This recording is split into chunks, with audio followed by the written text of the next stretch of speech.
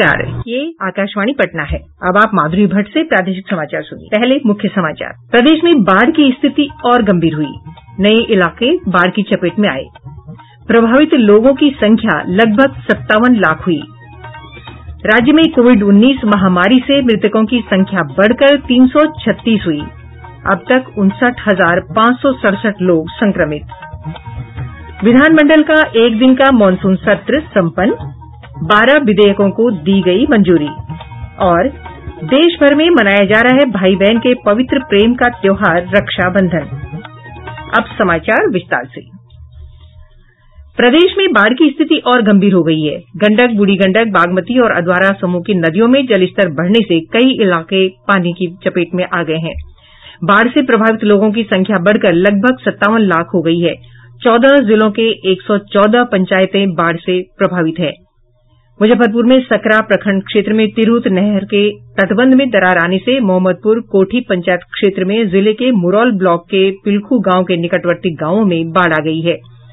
मुजफ्फरपुर से हमारे संवाददाता ने बताया कि बूढ़ी गंडक और बागमती नदी के जलस्तर बढ़ने से जिले के कई नए इलाके बाढ़ की चपेट में आ गए हैं। जिले के मुरौल के मोहम्मदपुर कोठी पुल के पास उत्तरी और दक्षिणी भाग का दोनों तटबंध भी टूट गया है। मुरौल और सकरा प्रखंड के सभी पंचायत बाढ़ से प्रभावित हो गए हैं। बाढ़ की पानी कदाने नदी में होते हुए समस्तीपुर जिला के पूसा की ओर और वैशाली जिला के बलिगांव पातेपुर के तरफ बढ़ रही है। आकाशवाणी समाचार के लिए मुजफ्फरपुर से कौशल किशोर कौशिक। गंडक नदी में उफान के कारण तटबंधों के टूटने से सारण और सीवान जिले में कई नए इलाके बाढ़ के पानी में डूब गए हैं। सारण जिले में छपरा और मुजफ्फरपुर को जोड़ने वाले राष्ट्रीय राजमार्ग संख्या 722 पर कई स्थानों पर बाढ़ का पानी बह रहा है। जिले के भेल्दी और मकेर में राजमार्ग के ऊपर से तेज बहाव हो रहा है। जिले में 8 प्रखंडों के 4 लाख से अधिक लोग बाढ़ से प्रभावित हैं। सीवान जिले में नहर का सुरक्षा बांध टूटने के कारण कई गांव बाढ़ की चपेट में आ गए हैं। इधर दरभंगा जिले के 15 प्रखंड बाढ़ से प्रभावित हो गए हैं। 19 लाख से अधिक की आबादी बाढ़ की चपेट में आ गई है। बड़ी संख्या में बाढ़ पीड़ितों को राष्ट्रीय राजमार्गों और स्टेट हाईवे पर शरण लेनी पड़ी है। हमारे संवाददाता ने बताया कि बाढ़ पीड़ितों की मदद के लिए राहत कार्य तेज कर दिए गए हैं। राहत एवं बचाव कार्य जोर शोर से चलाए जा रहे हैं। जिलाधिकारी डॉक्टर त्यागराजन एसएम ने जानकारी दी है कि 1,97,528 बाढ़ प्रभावित परिवारों को 6-6 हजार रूपए उनके खाते में भेजी जा चुकी है। उन्होंने बताया कि 2,33,810 बाढ़ प्रभावित परिवारों को प्रति परिवार 6,000 रूपए की दर से कुल 142,68,60,000 रूपए PFMS के माध्यम से उनके खाते में भेजने हैं। आपदा विभाग के पोर्टल पर लोड किया जा चुका है। आकाशवाणी समाचार के लिए दरभंगा से मैं मणिकांत झा। इधर पूर्व मध्य रेलवे के दरभंगा समस्तीपुर रेलखंड पर पुल के पास पानी आ जाने से लगातार 11वें दिन भी ट्रेन परिचालन ठप रहा।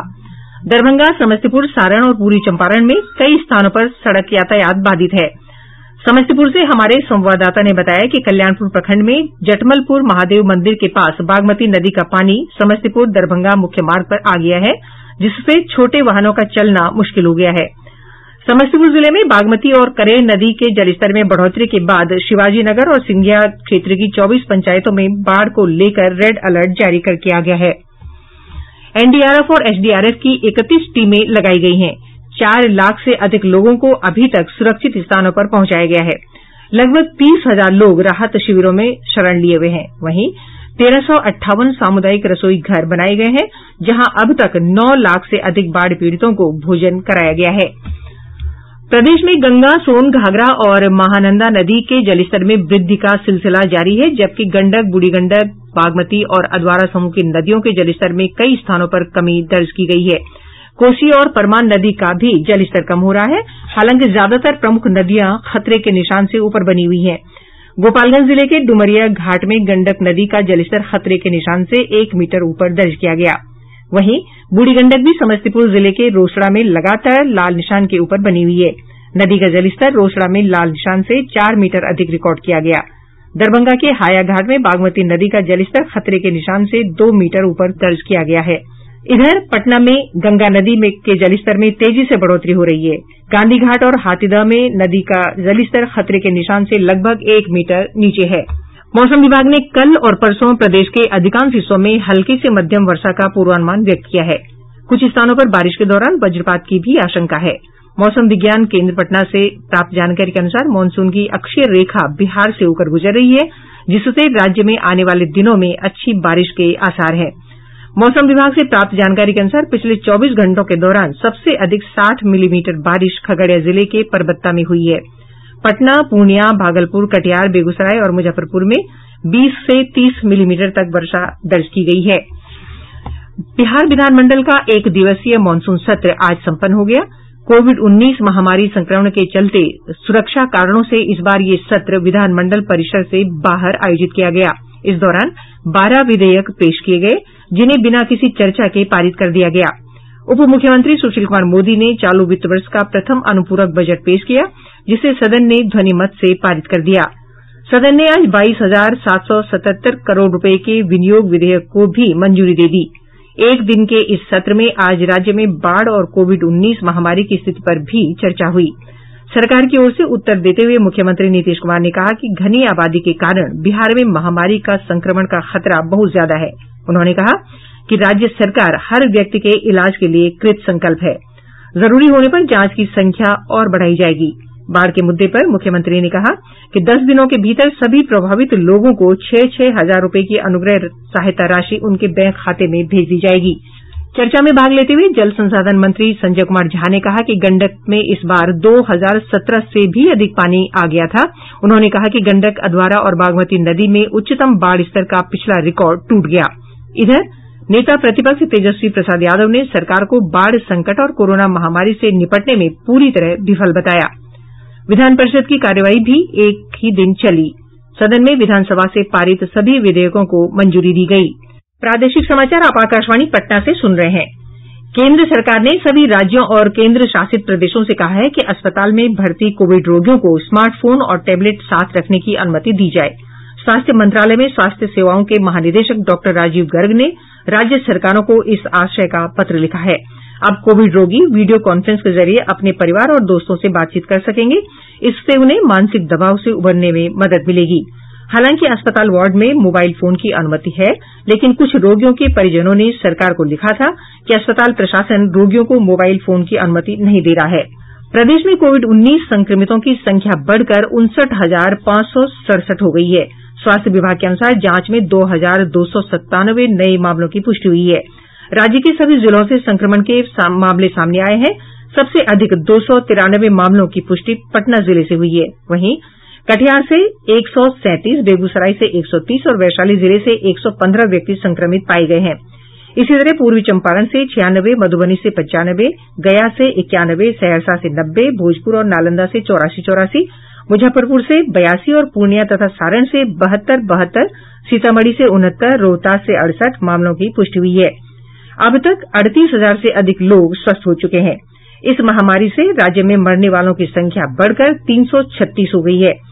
स्वास्थ्य विभाग के अनुसार इस महामारी से स्वस्थ होने वालों की दर 64% से अधिक हो गई है। राज्य सरकार के आदेश के बाद कोविड-19 मामलों की जांच में तेजी आई है। पिछले 24 घंटों के दौरान 36,524 सैंपल की जांच की गई है। बांका जिले में शंभुगंज प्रखंड के कसबा गांव में बिना जांच कराए 17 लोगों के पॉजिटिव होने का मैसेज आया है। ग्रामीण नृपेंद्र झा ने कहा कि गांव के लोग भयभीत हो गए हैं और 17 लोगों को भेदभाव का सामना करना पड़ रहा है। देश में पिछले 24 घंटों में 40,574 लोगों के ठीक होने के साथ ही कोविड-19 से स्वस्थ होने वालों की संख्या बढ़कर 11,86,203 हो गई है। इसके साथ ही कोरोना से स्वस्थ होने वालों की दर 65.76% हो गई है। स्वास्थ्य और परिवार कल्याण मंत्रालय की ओर से जारी आंकड़ों के अनुसार एक दिन में 52,972 नए मामले सामने आने के साथ ही संक्रमित लोगों की संख्या बढ़कर 18,03,695 हो गई है। वहीं मृतकों की संख्या बढ़कर 38,135 हो गई है।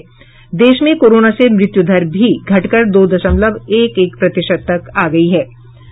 वरिष्ठ चिकित्सा विशेषज्ञ डॉक्टर नीरज गुप्ता ने अनलॉक के तीसरे चरण में सार्वजनिक स्थानों पर बढ़ती भीड़भाड़ के मद्देनजर लोगों से सामाजिक दूरी बनाए रखने और मास्क का उपयोग करने को कहा है।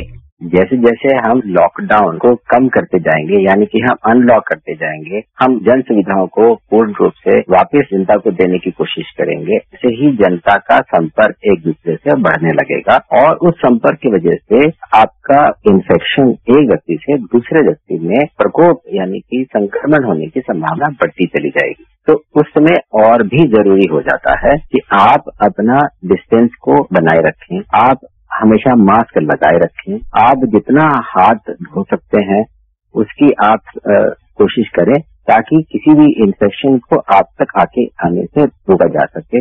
भारतीय सूचना सेवा के वर्ष 1986 बैच के अधिकारी जयदीप भटनागर ने आकाशवाणी समाचार सेवा प्रभाग के महानिदेशक के रूप में कार्यभार ग्रहण कर लिया है। इसके पहले वे प्रसार भारती में पश्चिम एशिया संवाददाता और पत्र सूचना कार्यालय में विभिन्न पदों पर कार्य कर चुके हैं। श्री भटनागर ने पूर्व प्रधान महानिदेशक ईरा जोशी का स्थान ग्रहण किया है, जो पिछले महीने की 31 तारीख को सेवानिवृत्त हुई है। मुख्यमंत्री नीतीश कुमार ने बृहन मुंबई नगर निगम द्वारा आईपीएस अधिकारी विनय तिवारी को जबरन क्वारंटीन किए जाने की निंदा की है। श्री तिवारी फिल्म अभिनेता सुशांत सिंह राजपूत की मृत्यु से संबंधित जांच के लिए कल रात पटना से मुंबई पहुंचे थे।